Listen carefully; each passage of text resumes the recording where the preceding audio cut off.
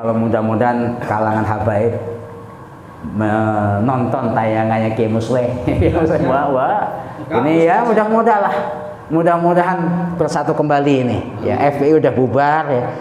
Ya nama FPI ini diisi siapa juga nanti, mohon maaf. Ini jangan-jangan yang golongan uan bukan habaib gitu loh. Khawatirnya gitu loh. Ya, karena isu-isunya hampir sama dengan yang isu-isu yang dibawa oleh Jamaluddin Al-Afghani. Isunya sama. Jangan terkecoh gitu ya. Lah NU harus seperti pidatonya Ki Hasim. Wahai saudara-saudara, lihatlah jamiah ini. Wahai saudara-saudara, kumpullah kemari. Maksudnya begitu. Jangan kemudian juga kita mengolok-olok, menghina yang, mohon maaf ya, fanatik ke sana. Ajak dirangkul, mudah-mudahan lah yang selama ini menjadi jamaah-jamaah yaitu bisa bergabung dengan Nahdlatul Ulama. Amin. Alhamdulillahirabbil alamin.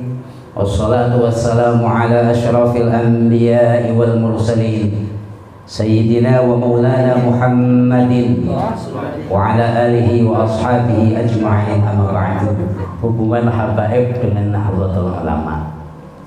Tadi telah disinggung oleh Bapak Kiai Suhairi terkait dengan bagaimana kiprah para habaib, termasuk perlakuan masyarakat Indonesia kepada para habaib. Sama Ki Suhairi, kalau di sini orang menyebut tuan, wan atau habib.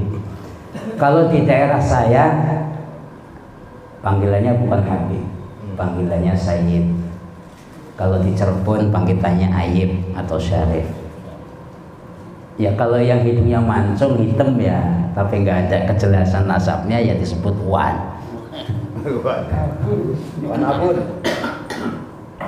Pertama yang perlu kita pahami hadirin, karena dalam hal ini rata-rata kan ini menisbatkan kepada dua cucu baginda Nabi Muhammad SAW. Pertama keturunan Sayyidina Hasan, yang kedua keturunan Sayyidina Husain. Ada kebiasaan-kebiasaan yang barangkali kurang kita mengerti, dan mungkin kita tidak bisa membedakan mana antara Habib, Sayyid, Syarif. Ya pokoknya Habib lah. Kadang-kadang yang nggak tahu nasabnya apakah sampai kepada Sayyidina Hasan Husain sebab Habib.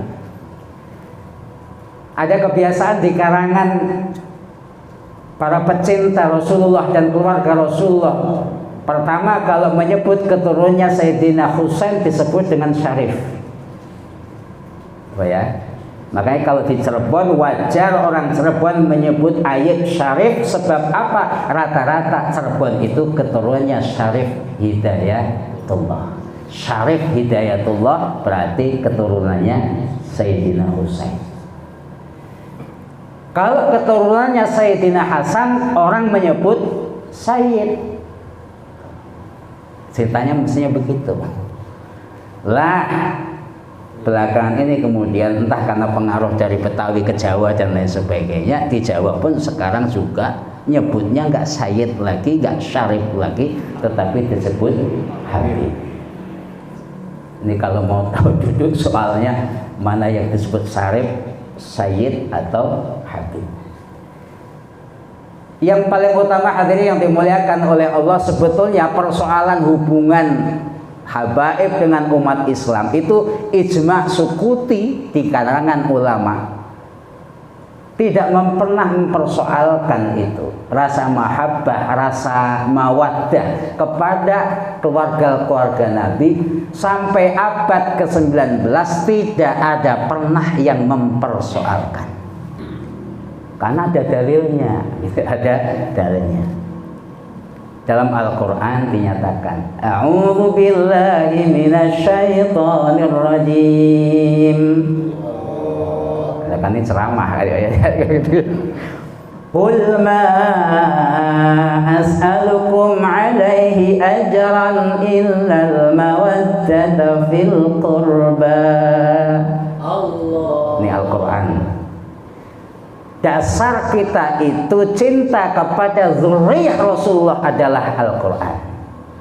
Qul, katakanlah wahai Muhammad, la as'alukum, aku kata Nabi Muhammad nggak minta apa-apa dari kalian ajro, nggak minta upah. Kamu udah saya Islamkan, hampir semua umurku, tenagaku, hartaku saya tumpahkan semuanya untuk menyebarkan ajaran Islam sampai ke Indonesia. Nggak pernah saya minta 1% pun upah.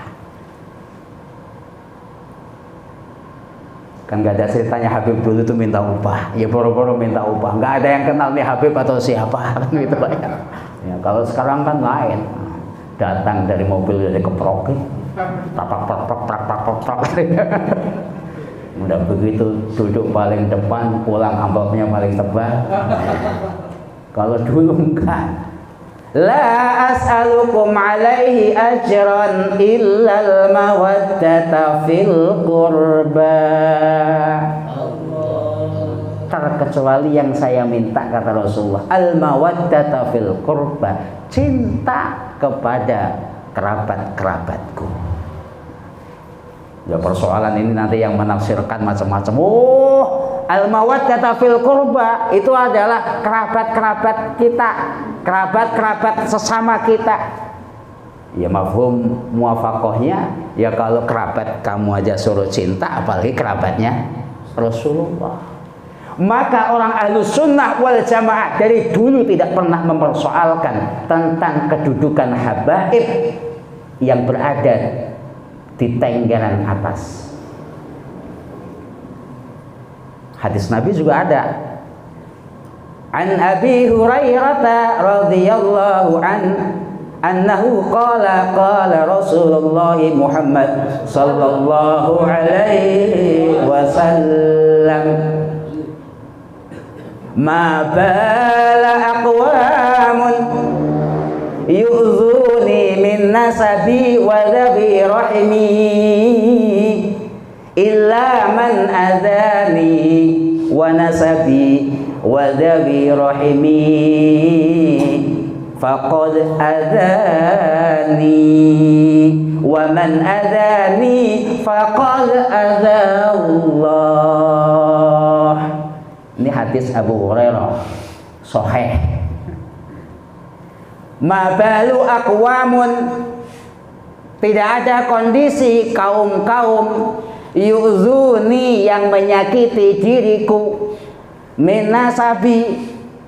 Ya nggak mungkin orang nyakitin Nabi kan, umat Islam masa nyakitin Nabi. Maka dikatakan di situ min litafsil, min nasabi dari keluargaku, walawi rahimi dan yang masih ada hubungan rahim denganku, illa waman adani. Ini yang menarik, adza ini diulang terus.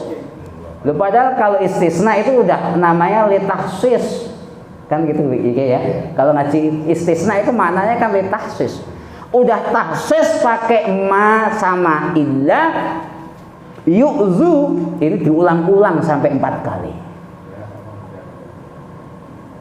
Barang terkecuali barang siapa menyakiti diriku dan orang yang punya nasab denganku dan orang yang punya hubungan kerahiman denganku, faqad adzani, maka dia sungguh menyakiti diriku. Wa man adzani, dan barang siapa menyakiti diriku, faqad adzallah, maka sungguh dia menyakiti Allah. Surga kan? Makanya nggak ada yang persoalkan tentang kedudukan zuriyah Nabi, itu nggak pernah ada yang persoalkan. NU, apalagi orang NU yang ngaji kitab, yang ngaji kitab. Ya. Loh, kalau kita ngaji Sunan Taufik kan ada juga faslun mima'asil qalbi, gitu ya. Sunan Taufik yang kecil-kecil aja lah. Gitu. Mima'asil qalbi, di antara maksiat-maksiat hati. Yang pertama, ar-riya'u, pamer. Terus sampai panjang gitu. Wal makruh berikutnya adalah termasuk maksiat hati adalah melakukan tipu daya. Yang menarik paling ujung, wa bughdus sahabati wal ali wassalihin, yaitu membenci sahabat, membenci keluarga Nabi, dan membenci kaum-kaum yang saleh. Makanya kiai-kiai zaman dulu termasuk kiai NU nggak ada yang berani sama habaib. Hormat. Dan ini kalau melihat ini kan ini qot'i apa dhonni nanti. Qot'i apa dhonni. Nah, kalau Kiai Maimun Zubair ini qot'i. Makanya beliau sama habaib luar biasa perlakuannya. Lah yang perlu saya singgung hadirin yang dimuliakan oleh Allah Subhanahu wa taala. Pertanyaannya, sejak kapan ada orang yang menggugat kedudukan habaib? Itu baru terjadi pada awal abad 19. Diawali dari terjadinya imperialisasi Barat mengkooptasi, menguasai daerah-daerah Islam. Saya sudah menulis ya, kaitan dengan Turki Utsmani, kemudian Syarif Mekah gitu ya. Itu bagaimana ya, ada di alif, silahkan dibaca. Nah, saya ingin mendudukan persoalan yang ada di Hadramaut, karena sesungguhnya habaib yang datang zaman Wali Songo, mohon maaf, ya mereka nggak pernah unjuk gigi, maksudnya apa? Unjuk diri, dan juga tidak ada penolakan dari kaum muslimin. Wali Songo itu kalau dihitung itu ya habaib mayoritas adalah, kecuali cuma Kanjeng Kalijaga itu yang Jawa asli pakai sod. Ayo. Yang lainnya ya habaib, tapi nggak pernah menyebut habib. Dan orang nggak pernah menyebut Habib Ampel, kagak pernah. Habib Derajat nggak pernah, tapi disebut dengan Sesuhunan, disingkat menjadi Kanjeng Sunan. Nah, pertanyaannya kenapa kemudian yang sekarang ini? Nah, ini kaitan dengan tadi proses imperialisasi yang terjadi pada awal abad 18, di mana dalam hal ini Hadramaut waktu itu ditundukkan oleh Inggris pada tahun 1836. Padahal waktu itu yang namanya Yaman itu adalah berada di bawah kekuasaan Ottoman Utsmaniyah. Di situ ada kaki tangan. Mohon maaf, ini saya sampaikan. Ini ngomong juga khilafah ya. Jadi zaman dulu itu yang namanya Turki Utsmani, hadirin, ketika orang menyebut khalifah itu jangan kemudian kepancing seolah-olah khalifah Utsmaniyah.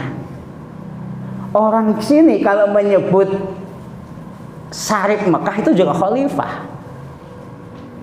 Menyebut orang yang ada penguasa namanya Syatiri ya. Syatiri itu penguasa Yaman di abad-abad 18. Itu juga disebut dengan khalifah. Jadi kemudian jangan dianggap kayak kemarin itu apa namanya? Ada film Jejak Khalifah ya, yang kemudian dianggap bahwa Turki Utsmani itu apa namanya? Zahiran wa batinan, berkuasa di dalam satu daerah, masing-masing daerah. Enggak, yang ada itu hanya batinnya saja. Zahirnya adalah para sultan-sultan, raja-raja lokal. Termasuk yang ada di Yaman ini adalah Syatiri. Lah, ketika masuk imperialisme Inggris itu, Inggris membuat boneka kekuasaan tandingan, yaitu dengan mengangkat kabilah dari Kuwaiti, ya, Kuwaiti. Karena ada persaingan antara Kuwaiti dengan Syatili, inilah Yaman kondisinya sama dengan zaman sekarang ini.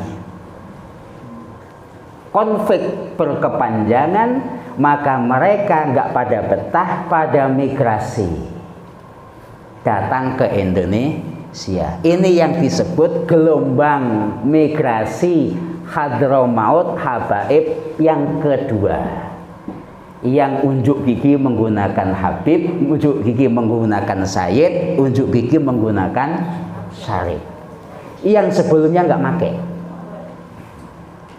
Karena kondisi Yaman begitu rupa, hadirin yang dimuliakan oleh Allah, maka yang namanya ikatan, kan ada kebiasaan, kan tadi saya sebutkan ada ijma' sukuti, termasuk Imam Ar-Ramli di dalam madhab Syafi'i menganggap bahwa termasuk persoalan kifaah sekufu, ya. Nikah itu kan ada kufu, ya. Menurut Imam Ar-Ramli bahwa kufu itu merupakan syarat perkawinan. Salah satu diantaranya adalah orang keturunan dzurriyyah Nabi harus nikah dengan keturunan Nabi. Kalau ada dzurriyyah Nabi perempuan dikawini oleh Pak Haji Agus Salim, ini mohon maaf, ini kalau menurut Imam Ar-Ramli boleh difasih nikahnya, difasih nikahnya. Khusus Ar-Ramli, yang lain tapi enggak. Yang lain tapi ya enggak, ya. Yang lain enggak. Ya, jadi syarifah harus dengan syarif. Kalau syarifah nikah dengan ajami, batal nikahnya kalau memang walinya tidak sepakat. Itu terjadi pada awal abad 18 sampai penghujung abad 19. Karena apa? Karena terjadi konflik di daerah Yaman dan sepenjuru Arabia. Ya, namanya orang tua gadis kan wajar Pak ya, memilihkan yang terbaik buat anaknya. Lah kalau Syarif, Habib, Sayyid pengangguran kan mohon maaf, ya tetap aja orang tua mikir. Maka pada waktu itu terjadilah Syarifah nikah dengan ajami. Karena apa? Karena ajaminya kaya, ya, punya Fortuner.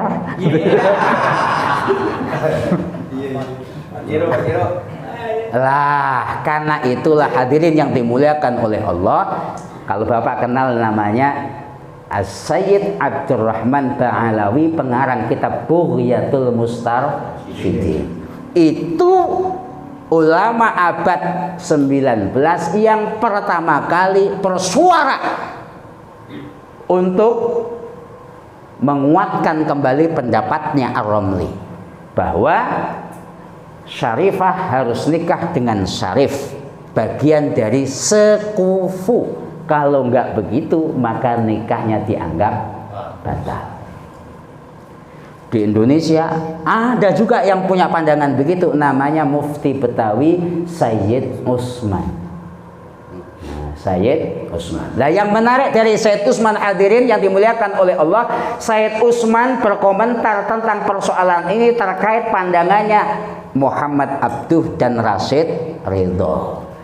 Pendapatnya dimuat dalam jurnal Al-Manar, yang dalam jurnal itu berpandangan bahwa tidak ada lagi hak pengistiwaan terhadap keluarga dzurriyyah Nabi. Di Indonesia muridnya Abduh punya pandangan serupa, namanya siapa? As-Surkati, apa? Surkati, ya. Surkati ini orang Maroko, datang ke Indonesia. Beliau ini banyak dipengaruhi oleh gagasan Jamaluddin Al-Afghani. Nah, ini kalau kamu mau tahu nih, Jamaluddin Al-Afghani, pembaharu, ya, ke Rashid Ridho lah model begitu. Ya. Surkati sama, dulu beliau ini datang sengaja di Indonesia karena diminta oleh Jamiatul Khair.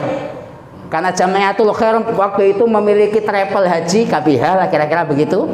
Maka meminta kepada jamaah, tolong cariin orang Arab yang pintar ngaji, bawa ke Indonesia untuk ngajarin orang Betawi. Karena waktu itu Jamiatul Khair sudah mulai membuka madrasah. Didatangkanlah namanya Syekh Surkati, Ahmad Surkati. Lah rupanya Ahmad Surkati ini sama, karena memang ideologinya mirip dengan Jamaluddin Al-Afghani. Beliau menulis 2 kitab yang isinya sama, menolak perlakuan istimewa habaib. Kitab yang pertama berjudul Al-Masailus Salasah. Kitab yang kedua berjudul Khitabul Fasli fi Ta'yidi Suwari, yang intinya pada dasarnya adalah menolak pengistimewaan para habaib. Maka dalam hal ini para habaib nggak terima. Salah satunya Sayyid Utsman, walaupun ini sebetulnya hubungannya ya ada hubungannya dengan pendapatnya Syekh Surkati, ada hubungannya dengan pendapatnya Muhammad Abduh, menulis kitab yang juga sama mengistimewakan keluarga Nabi. Kitabnya namanya I'anatul Mustarsyidin. Jadi kalau Sayyid Abdurrahman Ba'alawi menulis Bughyatul Mustarsyidin, ini Sayyid Utsman menulis kitab berjudul I'anatul Mustarsyidin, memuat 30 hadis yang memperkuat hak-hak istimewa keluarga baginda Nabi Muhammad sallallahu alaihi wasallam. Salah satunya hadis tadi, an Abi Hurairah radhiyallahu anhu qala Rasulullah Muhammad sallallahu alaihi wasallam, ma balu aqwamun yu'dzuni min nasabi wa dhawi rahimi ila akhirih. Walaupun ini kan saya juga nahrij ya, menahrij kitab I'anatul Mustarsyidin 30 itu. Kalau saya teliti memang dhaif, Pak. Ya, saya sampaikan ya, kalau diteliti memang dhaif. Bahkan yang mungkotek. Kenapa? Yang kuat ini cuma hadis tadi. Ma balu aqwamun yu'dzuni. Dalam hal ini hadis ini sebetulnya asbabul wurudnya bukan hubungannya kaitan dengan habaib. Tetapi waktu itu para sahabat sering menghina putri dari Abu Lahab yang namanya Suwaibah. Jadi dihina, woi bapakmu dinas dalam Al-Quran, tabas yada abi lahabi wa tab. Nah, itu kan Abu Lahab pamannya Rasul, ya pamannya Rasul. Maka ketika orang pada menghina Abu Lahab, Rasulullah pun tidak simpatik, mukanya nggak enak. Kemudian muncul hadis itu, barang siapa menyakitiku, termasuk dalam hal ini masih keturunanku, kerabatku, itu sesungguhnya sama dengan menyakiti diriku, dan siapa menyakiti diriku sama dengan menyakiti Allah Subhanahu wa ta'ala. Itu dalilnya Pak yang dipakai. Makanya orang NU nggak ada yang mempersoalkan gitu. Kalau sekarang ini ada yang mempersoalkan, mohon maaf Oke Suheri, ada 2 kemungkinan. ada 2 kemungkinan. NU baru. Ya NU baru. Nah katanya kalau orang yang mempersoalkan itu terus terang itu termasuk golongannya Ikhwanul Muslimin. Tapi kan di Indonesia kebolak-balik sekarang. Ya. PKS sekarang udah senang-senang habaib juga. Padahal Ikhwanul Muslimin. Tapi memang itu dinamika di Indonesia, hadirin yang dimuliakan oleh Allah. Tadi kan saya sebut Jamiatul Khair. Jamiatul Khair itu awalnya semua gabung itu. Saya terusang ngomong NU, NU-nya konteksnya NU Betawi. Karena kalau NU Betawi kan baru, ya.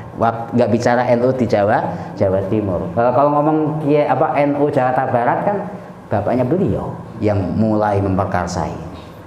Jakarta seluruhan Kiai Marzuki, Guru Marzuki. Belakangan, artinya baru belakangan. Mereka awalnya belum kenal NU, kenalnya mana kira-kira? Orang Betawi dulu itu yang senang agama kira-kira belajarnya kemana? Ya Jamiatul Khair. Gabungnya di situ. Semua di Jamiatul Khair. Lah, cuma karena persoalan ini Pak tadi ada sebagian pengikut Jamaluddin Al-Afghani yang masuk di dalam Jamiatul Khair, akhirnya pecahlah Jamiatul Khair menjadi satu lagi namanya Al-Irsyad, bukan Al-Wasilah, Al-Irsyad. Jamiatul Khair termasuk yang di Tanah Abang, nah, itu dikuasai oleh Rabithah Alawiyah yang memang tadi keluarga habaib yang aslinya. Lah yang one ini mohon maaf, tapi one ini terdidik, mohon maaf nih. Ada yang namanya Syekh ya, Tuan ya, Wan Umar Al-Mangkus. Ini beliau mensedekahkan 6.000 gulden untuk membeli tanah yang sekarang menjadi apartemen Tanah Abang. Itu terdulah setnya termasuk Jamiatul Khair, termasuk yang namanya museum tekstil ya, museum tekstil itu juga dulu konon ya, karena itu kan dulu didirikan oleh orang Prancis ya, kemudian pernah dijadikan sebagai, kalau sekarang ini kantor penghubung antara Rabithah Alawiyah dengan keluarga-keluarga mereka yang ada di Timur Tengah. Itu dulu dimiliki oleh Jamiatul Khair. Nah, tapi lagi-lagi rupanya ini adat wan yang pinter-pinter nggak mau diperlakukan. Ini ada cerita Pak. Jadi Syekh atau Wan Umar Al-Mangkus ini sengaja terprovokasi untuk beli tanah menggunakan dana 6.000 gulden. Itu gara-gara apa? Dia ini kapten Arab Betawi, tapi bukan Sayyid. Beliau ketika ketemu dengan Habib Umar bin Ali Al-Attas itu nggak mau cium tangan. Habib Umar marah. Habib Umar marah gitu. Akhirnya ya pinteran siapa? Kira-kira begitu. Pinteran siapa? Pangkatnya tinggi siapa? Begitu. Ya, akhirnya beliau beli tanah diwakafkan untuk membangun Al-Irsyad. Nah, Al-Irsyad ini kalau membaca dari peta gerakan Islam dianggap sebagai golongan modernis. Nah, di sini hadirin nggak ada istilahnya cerita NU mempersoalkan habaib, nggak pernah ada. Guru Marzuki nggak pernah mempersoalkan. Mereka ta'zim kepada para habaib, terutama habaib yang masuk pada jajaran Rabithah Alawiyah. Lah yang nggak masuk di Rabithah Alawiyah ini, mohon maaf, ini ya, ini kan kemudian banyak nih, yang tadi masuk Al-Irsyad, one yang lain ini, pokoknya kelihatannya mancung lah, mancung, nanti pakaiin jubah, pakai udeng-udeng, udah cium bola balik. Ini yang kemudian menarik. Ya perlu penelitian Pak, ini istilahnya Habib ya sekarang ini ya. Jaringannya nyambung apa enggak? Kalau saya yakin kalau itu masuk jaringan Rabithah Alawiyah, ya itu memang perlu diperlakukan secara istimewa karena tradisi Nahdliyah adalah semacam itu. Maka pecah. Lah yang menarik ini adalah kemudian munculnya Nahdlatul Ulama. Karena Jamiatul Khair ini kan pengaruhnya luar biasa. Mohon maaf, kalau kita bicara tentang nasionalisme kemerdekaan sebelum Budi Utomo, yang paling berjasa pertama kali ada Jamiatul Khair. Karena ini gerakan terorganisir pertama kali di Indonesia sebelum Budi Utomo. Budi Utomo tahun berapa? 1908. Jamiatul Khair 1901 mendapatkan sertifikat atau akte dari Gubernur Hindia Belanda tahun 1905, 17 Juli. Jadi lebih tuaan, Pak. Itu yang kemudian ya ada Surkati itu ya juga pengaruhnya luar bagus, Pak. Artinya untuk melawan company macam-macam itu juga gerakan-gerakan itu luar biasa. Cokro Aminoto pernah masuk di Jamiatul Khair. Siapa lagi? Yang Pekalongan sinten? Yang bos batik, tokoh-tokoh perjuangan itu juga masuk, yang SI, orang SI. Nah, itu juga pertama kali di Jamiatul Khair. Kiai Ahmad Dahlan di Jamiatul Khair. Yang enggak cuma Kiai Haji Hasyim Asy'ari. Lah yang menarik nanti Kiai Hasyim Asy'ari dengan Sayyid Utsman itu pernah enggak cocok tentang pendirian syarikat Islam. Ini yang menarik. Karena awalnya guru kita ini sudah memahami bahwa SI ini sudah terpengaruhi gerakan Jamaluddin Al-Afghani. Maka Pak, beliau nggak mau gabung. Beliau nggak mau gabung. Tapi ketika kemudian terjadi konflik di antara syarikat Islam, ya, yang komunis dengan apa, yang sosialis dengan yang Islam beneran, kemudian Al-Irsyad pecah dengan Jamiatul Khair. Yang menarik adalah pidatonya Kiai Hasyim Asy'ari pada Muktamar NU di Malang tahun 1927 pertama kali. Apa pidato beliau? Wahai saudara-saudaraku, lihatlah jamiah ini. Wahai saudara-saudaraku, bergabunglah dengan jamiah ini. Karena kita hakikatnya adalah satu rumah. Hakikatnya kita ini adalah satu umatnya baginda Nabi Muhammad SAW. Itu pertama. Kemudian diulangi lagi pidato itu ketika Muktamar NU di Banjarmasin. Itu langsung sengaja. Kalau yang pertama mengajak bergabung secara umum pada Muktamar di Banjarmasin tahun 1937 kalau nggak salah. Beliau pidato, wahai saudara-saudaraku yang modernis, kira-kira begitu, Pak. Ya. Kalaupun Anda melihat ada amaliyah-amaliyah masyarakat Indonesia yang tidak sesuai dengan ajaran-ajaran Islam, maka jangan kamu caci, jangan kamu maki, luruskan. Nah, sebab kalau kalian caci, kalian maki, itu sama dengan kalian ingin mendirikan istana tetapi membakar kota. Itu bahasa saya Kiai Hasyim Asy'ari. Lah kalau pengen bangun istana tapi kotanya dibakar gimana? Nggak mungkin jadi. Itu kritik Kiai Hasyim kepada Murtinis. Kepada orang-orang tradisional juga dikritik. Kalaupun Anda ada perbedaan-perbedaan kaul ini, gitu ya. Maka kembalilah bahwa kita ini adalah orang Jawa. Ini menarik ini, ada bahasa itu. Kita ini orang Jawi bahasa. Karena waktu itu belum ada Indonesia. Adanya adalah Jawi. Di Arab Saudi kan kenalnya Jawi. Maka disebut Jawa di situ. Jawi itu bukan berarti orang Jawa, tetapi orang Indonesia. Yang dalam fikih mengikuti madhab Syafi'i. Itu dikatakan begitu. Lah ini yang menarik kemudian orang Al-Irsyad, orang mau kumpul, Pak. Jadi Kiai Hasyim itu berhasil menyatukan ormas-ormas yang pertama kali berdiri pra kemerdekaan dalam satu wadah namanya Majelis Islam A'la Indonesia, MIAI. Nah, yang kemudian zaman Jepang menjadi partai namanya Partai Masyumi. Jadi nggak pernah ceritanya Kiai Hasyim jelek-jelekin Habaib, kagak pernah. Ngajak ya.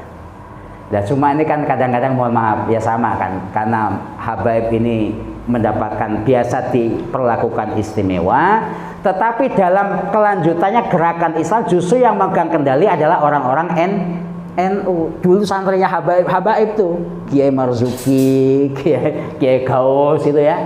Yang dulu murid-muridnya Habaib tiba-tiba meloncat naik. Ya kayak saya lah, saya kan kalau di Meranggen kagak ada apa-apanya begitu ya, anaknya penghulu kan gitu. Tapi karena saya dokter, ceritanya lain, berhadapan dengan gus-gusnya kan begitu. Ya sama, orang NU dulu begitu. Dulu elitnya itu Habaib, orang NU, santri-santri NU masih. Nah, tapi kan mereka kemudian pada belajar. Sementara Habaib asik jualan. Gitu ya. Ya, habaib asik jualan, santri-santri NU rajin belajar. Yang terjadi akhirnya berbalik. Orang NU menjadi pinter. Mohon maaf, generasi habaib ini apalagi konteksnya dengan Yaman, yang mereka biasanya memondokkan orang ke Yaman, Yamannya konflik, akhirnya dididik sendiri di rumah. Yang mohon maaf namanya PJJ, kan kira-kira itu ya, PJJ kan berarti zaman dulu itu. Ya bapaknya ngajarin anaknya ya nggak maksimal. Maka apa? Akhirnya terjadi kemerosotan pengetahuan di antara habaib, yang muncul kiai-kiai dari santri NU ini. Tapi nggak pernah sama sekali menghina habaib. Lah cuma mungkin habaib kurang, ya mohon maaf ya, kan biasa disanjung-sanjung, ini kok lain ya. Kok ini ada Pak Haji Agus tiba-tiba meloncat ya, yang merasa anaknya Gus wah iri gitu. Ya, sama kira-kira begitu Pak, ancaman. Apalagi waktu itu muncul pada 1952 Kiai Hasyim Asy'ari keluar dari Masyumi mendirikan pengurus Partai Nahdlatul. Nah itu bagi habaib, mohon maaf, ini merasa ditinggalkan. Itulah yang kemudian mengakibatkan dari sejak itu, terutama di Betawi, ini jalannya sendiri-sendiri. Ya Kiai Betawi ya sendiri, habaib sendiri jalannya, nggak nyatu. Kenapa? Kan tadi ada, ya bukan persaingan ya ada persaingan sebetulnya gitu. Ada persaingan ini. Ya tapi maknanya fastabiqul khairat lah. Ya, fastabiqul khairat. Lah cuma pertanyaannya bagaimana kalau kemudian kaitan dengan Habib-Habib FPI ini? Ini mestinya kalau ada Habib saya ngomong mestinya kalau pengen kembali jaya seperti dulu, bangkit seperti dulu. Jadi jangan cuma pintar ceramah tapi bikin madrasah, bikin pondok gitu loh. Kiai NU itu naik derajat, kenapa? Karena nggak cuma ceramah, punya pondok, punya madrasah. Jadi teriaknya itu nggak perlu untuk nyari pengikut, nggak harus jualan takbir gitu. Ya mohon maaf, ya memang Kiai Betawi perlu kencang suaranya Kiai gitu. Sebab apa? Nggak punya pondok gitu. Biar terkenal suaranya kencang gitu. Kalau Kiai Jawa kan punya pondok, Kiai aja gitu udah lain ceritanya.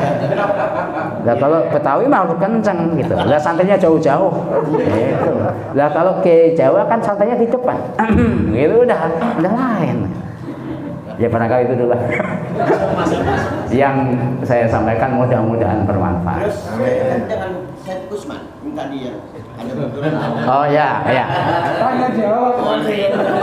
Udah taklim ini. Masih belum tahu Syed Usman. Ya. Walaupun ini beda ceritanya, perbedaan pandangan antara Syed Usman dengan Hadratus Syekh, dengan Syed Usman dengan ulama, misalnya ulama mana tuh Palembang, soal kiblat ya, soal kiblat, arah kiblat. Kalau itu sampai surat-suratan. Kalau itu sampai surat-suratan. Jadi kalau zaman dulu itu mohon maaf, kalau berbeda pendapat itu nggak ngerahin masa. Habib dulu itu kalau beda pendapat nggak ngerahin masa, nulis itu. Saya makanya begitu Kiai itu. Saya kalau mau beda misalnya sama Kiai Samsul, saya nulis. Kiai Samsul baca nggak ini? Gitu. Jadi nggak harus ngerahin masa. Lu sama kan gini.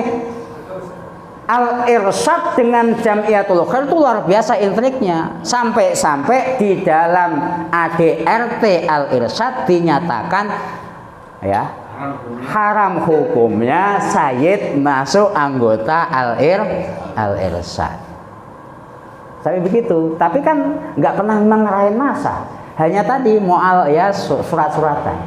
Lah kaitan dengan Kiai Hasyim dengan Syed Usman ini kaitan dengan SI ini hanya nyinggung dikit-dikit dalam tulisan. Nah, tapi nggak pernah surat-suratan. Timbal balik pandangan. Yang pada intinya Kiai Hasyim Asy'ari tidak pernah, yang saya pahami tidak pernah setuju pendirian syarikat Islam. Satu, motifnya kan alasannya Said Utsman itu sebetulnya logis. Ada ulama Jawi yang tidak sependapat dengan harokah kita ini.